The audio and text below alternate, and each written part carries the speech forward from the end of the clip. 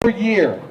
Sadly, these arrests are disproportionately impacting young people, with just over 25% of all marijuana possession arrests in Texas being on Texans who are 19 years old or younger. In fact, according to the Department of Public Safety numbers, more than 3/4 of all marijuana possession arrests in Texas were under the age of 30.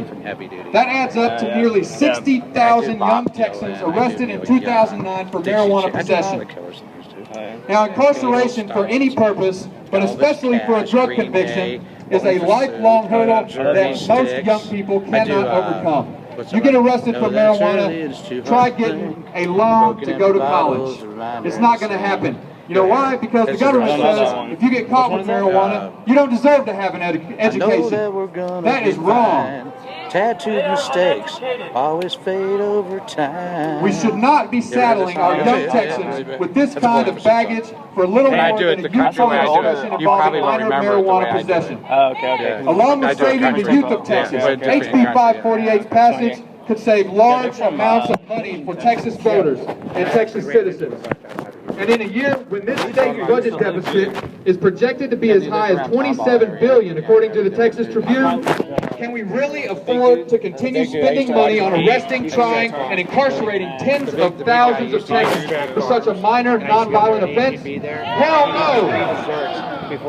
Passing HB 548 would free up literally hundreds of millions of Texas taxpayer dollars annually, at an average cost of about $10,000 per marijuana arrest.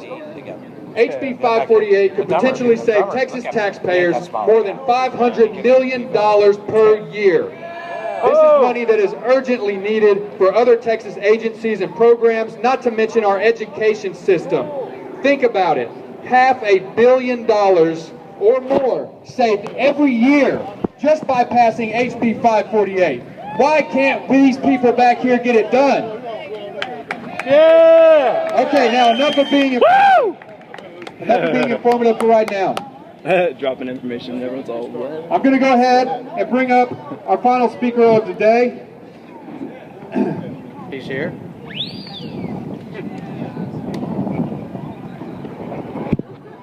I want to thank Chris for coming out, thank Chief for coming out, thank Greta, thank Russ, and thank all of you people for coming out here today. Thank you for making your voice heard. Now, I know it would be so great to have more candidates coming out in support of marijuana legalization. And I know there are certain places around the country where there are elected officials who support NORML stance. And we hope to see that happening more in Texas. A great example is United States Representative Jared Polis out of Colorado, who shortly may be introducing a bill for legalization in the U.S. House. Now, speaking of elected officials and candidates who support NORML's position, our next speaker, Gary Johnson, is the former governor of our neighbor to the west, New Mexico. Yeah! Gary served as a Republican governor in a majority Democratic state, which is a feat in and of itself. But this is even more significant when you realize that currently New Mexico has one of the newest and more impressive medical marijuana laws in the country.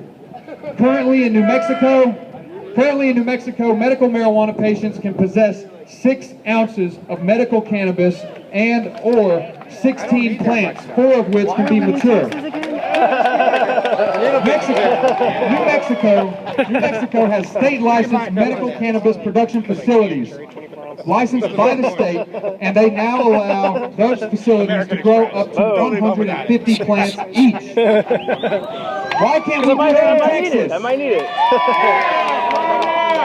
Yeah! Now, I've mentioned his time as New Mexico governor, but this past month, on April 21st, Gary made an announcement that he will be vying for the 2012 Republican presidential nomination in this country. Gary Johnson is currently running for president. He is the Republican former governor of New Mexico, and I believe that in a Republican-dominated state like Texas, who better to make the case for marijuana law reform than Gary Johnson himself? Give it up for him.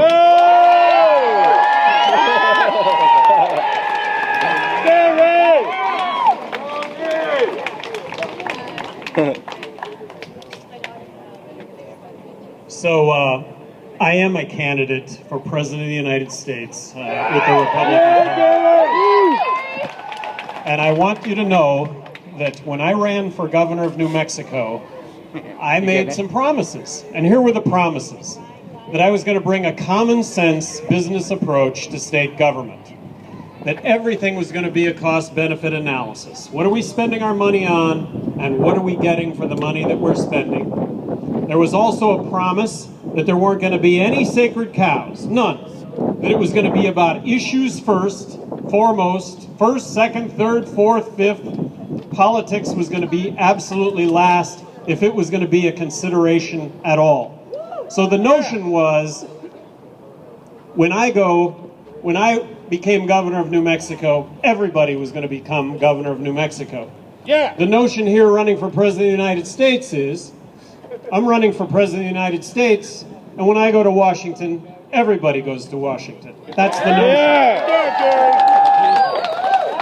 So as governor of New Mexico, I really thought I made a difference. I really thought I made a difference when it came to what are we spending our money on and what are we getting for the money that we're spending. And it didn't matter what the issue, I took it on. And in that context, I really wanted to take a hard look at the war on drugs, given the fact that half of what we spend on law enforcement, the courts, and the prisons is drug-related, and what are we getting for that amount of money, $70 billion a year. Well, we're arresting 1.8 million people a year in this country. Putting a face to 1.8 million arrests, that's the population of New Mexico that gets arrested every single year. And we now have 2.3 million people behind bars in this country, the highest incarceration rate of any country in the world. And we're the country that stands for liberty and freedom and the personal responsibility that goes along with that, except for marijuana, of course. Exactly. So in looking at this issue, I want you to know that I had a really good experience with this issue. In looking at this issue for a very short amount of time, I came to the conclusion that 90% of the drug problem is prohibition related, not use related, and that is not to discount the problems with use and abuse, but that ought to be the focus.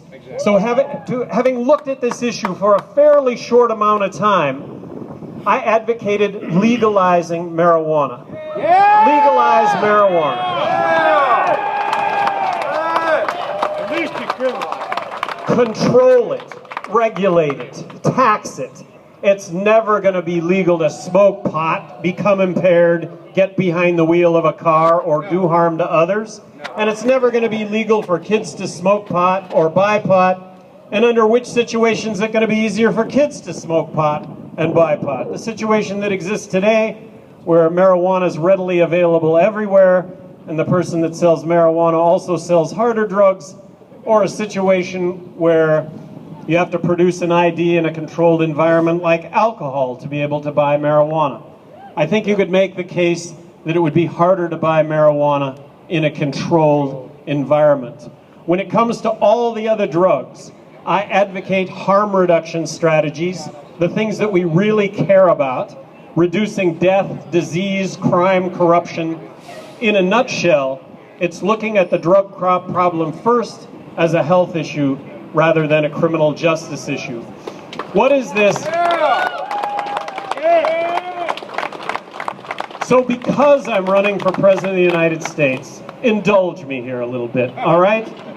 If the government has these policies when it comes to drugs, what other things is the government doing that perhaps isn't in our best interests? And indulge me here a little bit. What is this country supposed to provide? This country is supposed to provide a level playing field for all of us to go from having nothing to having everything if we're willing to work hard and innovate. But what this country does is this country picks winners and losers when it comes to business, and I mean corporatist kinds of legislation that advantage big business as opposed to legislation that should give every one of us access to the American dream. Government picks winners and losers.